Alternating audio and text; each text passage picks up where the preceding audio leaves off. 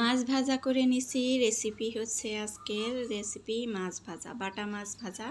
আর এখানে বাঙ্গির শরবত করে নিছি দুপুরবেলা, ঠান্ডা ঠান্ডা বাঙ্গির শরবত অনেক মজা লাগে। এখন আমি মাছটা আলাদা করে নিতেছি, মাছ বের করছি মাছ ভাজার জন্য, রেসিপিটা করার জন্য। এই তো আমি কাঁচা কাঁচা করে এখন একটু কেটে কুটে নিতেছি, যাতে লবণ আবার মশলা টশলা সব ঢুকে, যা যা মশলা দেবো সব যেন মাছের ভিতরে ঢুকে। আর কেমন জানি মাছের ভিতরে মশলা না ঢুকলে কেমন জানি লাগে, মজা লাগে না। এই জন্য এভাবে একটু কেটে দিলে সুন্দর হয়। সুন্দর করে কেটে দিলাম সবগুলা মাছ, এভাবে কাটলাম। আর এই তো মাছগুলা ভালো করে পরিষ্কার করে নিছি, আবারও ধুয়ে নিছি। মাছ যত ধোয়া হবে তত মাছ মজা লাগবে, পরিষ্কার হবে। এখন লবণ দিয়ে দিলাম পরিমাণ মতো। মাছের মধ্যে একটু মানে চটতি লবণ দিলে ভালো লাগে, চড়া চড়া হলে লবণের পরিমাণটা একটু চটতি হলে ভালো লাগে। হলুদ হলুদ আর এই যে জিরা, আদা রসুন জিরা বাটা এগুলো সব একসাথে ছিল, একসাথে করে দিয়ে দিলাম। এই তো এখন ভালো করে মাখিয়ে নিতেছি।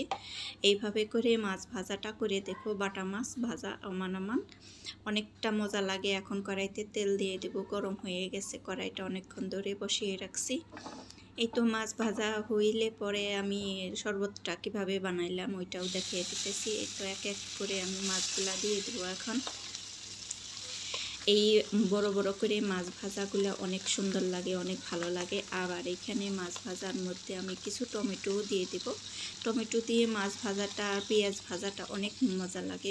ভাতটা মাখাইলে ভাতটা মানে মশলা মশলা জাতীয় হয় আর কি, খালি খালি লাগে না। অনেক মানুষ আছে যে শুধু মাছটা ভাজি করে খায়, ওইভাবে আমার আবার তেমন একটা ভালো লাগে না। মাছের সাথে আমি কিছু টমেটো ভাজি করে নিছি, ভাজিটাও অনেক মজা রাখছে। এই তো টমেটোগুলা কুচি কুচি করে কেটে নিছি। এখন এই তো পেঁয়াজ টিয়াজ দিয়ে একখানে করে মাখিয়ে নেব, কাঁচামরিচ দেবো সাথে কিছু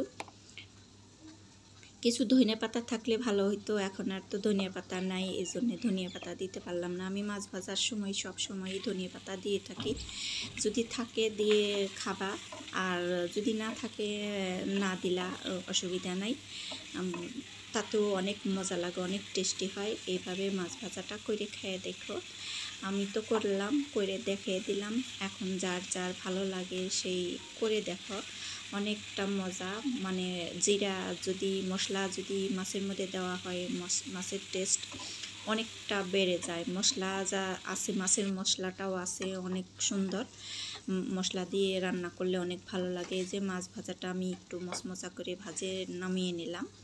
তারপরে এখন আবার এই তো পেঁয়াজ মরিচটা যে ভাজবো, এই মাছের মধ্যে তো আর দিয়ে ভাজা যাবে না, এই জন্যে মাছটা উঠিয়ে রেখে তারপরে এখন আমি পেঁয়াজ মরিচটা ভাজে নেব। ওই তো কিছু টমেটো আছে সাথে, ভালো করে ভাজতে হবে, সময় নিয়ে ধীরে ধীরে ভাজতে হবে। ভাজলেই লাল লাল রং হয়ে যাবে, তখন আমি মাছটা দিয়ে আর কি মিশিয়ে নেব মাছ আর টমেটো ভাজির সাথে।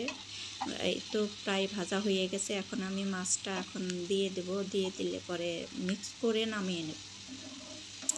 আজকের রেসিপিটা যদি আমার ভালো লেগে থাকে, কারোর কাছে যদি এতটুকু ভালো লাগে তাহলে লাইক দিও, আর যদি খুব বেশি ভালো লাগে তাহলে আমার পাশে থেকে যাইও, সাবস্ক্রাইব করে একটা কমেন্ট রেখে যাইও। কমেন্টের মাধ্যমে আমিও চলে যাব তোমাদের পরিবারে।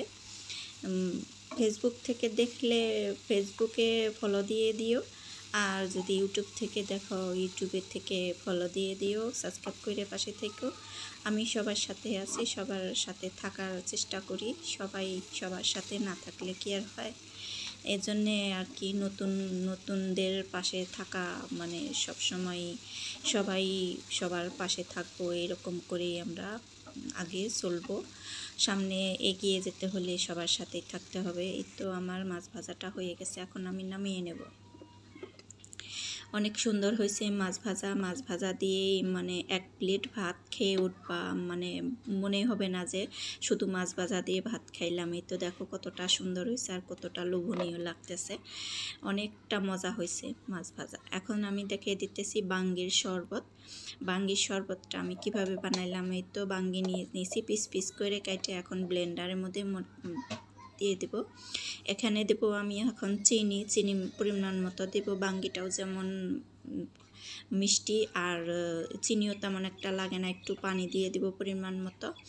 তারপরে আর আমি পানি দেব না এখানে যে কিছুটা গুঁড়া দুধ দিয়ে দিলাম, 2 চামচের মতো গুঁড়া দুধ দিয়ে দিছি।